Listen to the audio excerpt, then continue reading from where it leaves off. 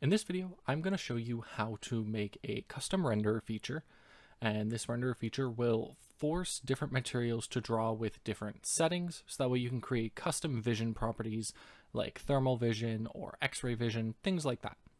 So to start off with, what we're going to need to do is we're going to need to create a scriptable render feature. So if you go create and down to scripting, URP render feature script, create one of those.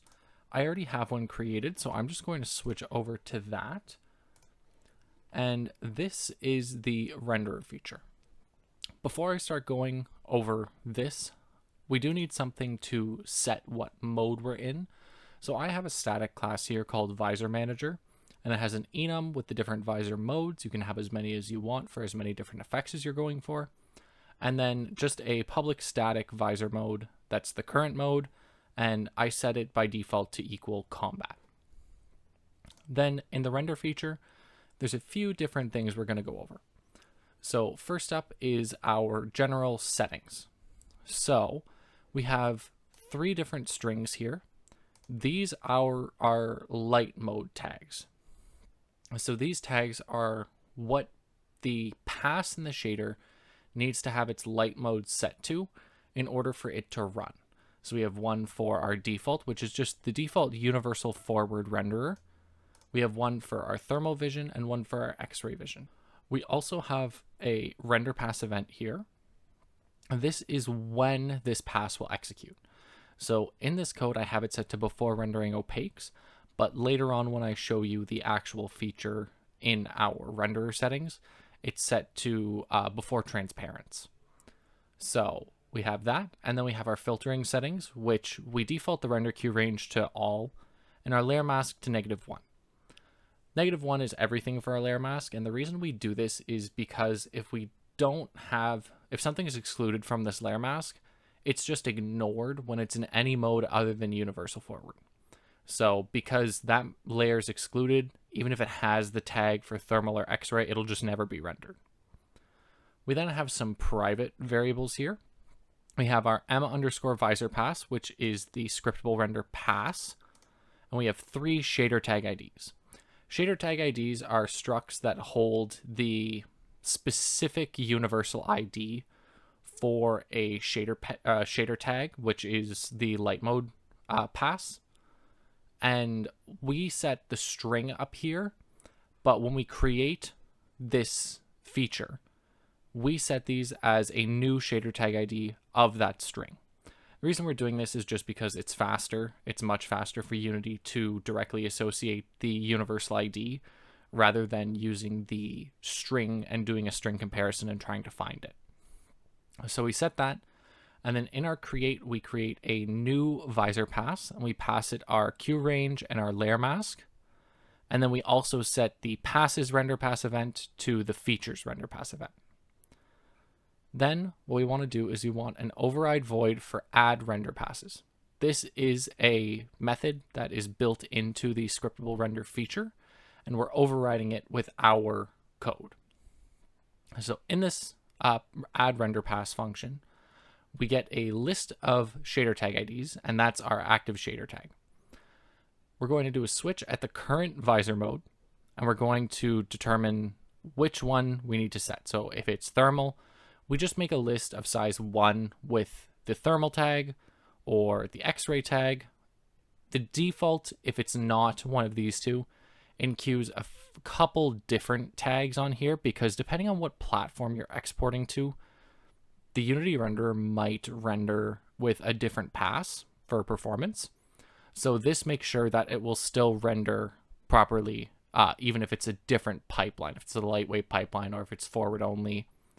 And then after we switch by the visor mode, we set up the pass with this active shader tag list that we just made. Then finally, we tell the renderer to enqueue the pass. So this tells the renderer, hey, you need to render this. So that is the actual render feature. And then down here is our render pass. So this inherits from scriptable render pass. It has a private list of shader tags and private read-only filtering settings, which is m_filtering settings. We then have a private class with an internal renderer list handle on it.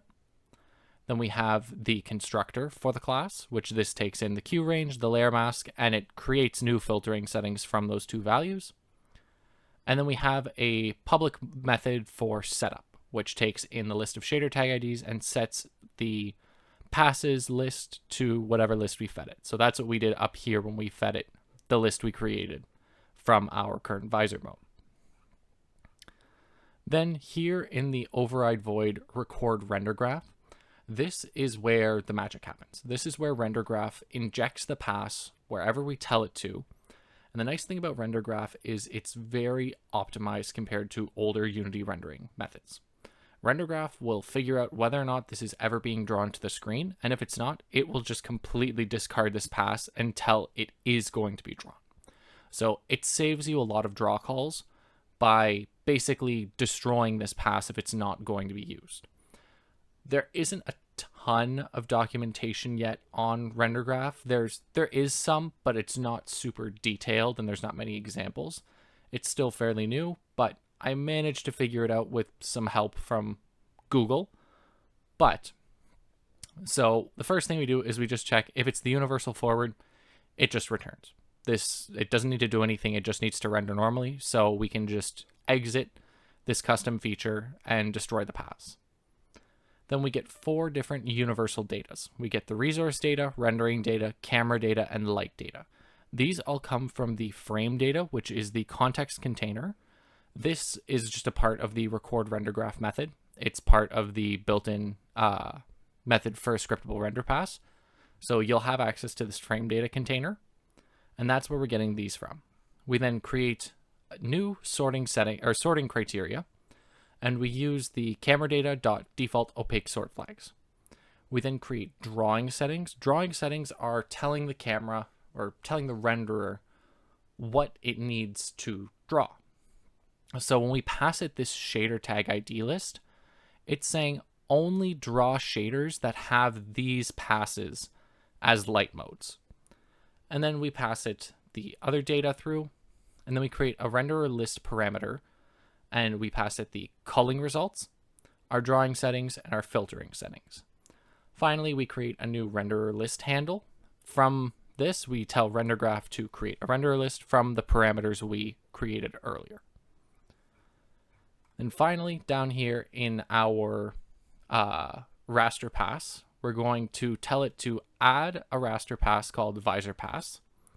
And this is going to create a pass data value. So we want to give it the render list handle we just created. And then we're going to set the render attachment to the color texture with a right flag. We also need to set a render attachment for the depth texture with a right flag. We need to tell it to use the renderer list we just created. If you don't have this line of code, it will do nothing. I spent about 4 hours trying to fix this, and it was just this one single line here. This allow pass calling basically forces render graph to use this pass even if it thinks it should be called.